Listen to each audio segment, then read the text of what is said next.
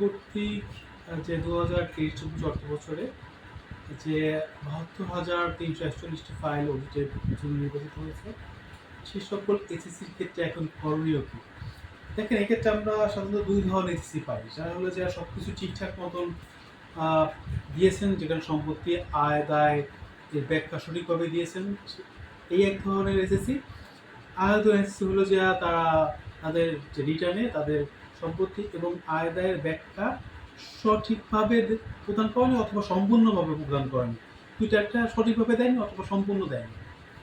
যারা সবকিছু সঠিকভাবে দিয়েছে, আয়-দায় এবং সম্পত্তির সবকিছু ঠিকঠাকভাবে দিয়েছে, তাদের সাধারণত আ দুশ্চিন্তার কারণ নেই। তারা ওই নোটিশ নিয়ে ওখানে গিয়ে দেখা করে এবং তাদের সবকিছু ডকুমেন্ট নিয়ে গেলে আমরা মনে করি আপনাদের ফাইলটি খুব দ্রুত নিষ্পত্তি হবে।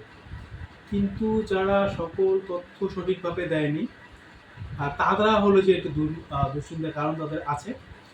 তারা আইনজীবীদের সাথে পরামর্শ করবেন যে যেহেতু আপনাদের সবকিছু সঠিকভাবে প্রতিফলিত হয়নি, সুতরাং আইনজীবীরা জানে আপনাদের কীভাবে হেল্প করতে পারবে তারা। ঠিক আছে? এরকম না যে আপনাদের হেল্প করতে পারবেন, অবশ্যই আপনাদের হেল্প করার সুযোগ আছে।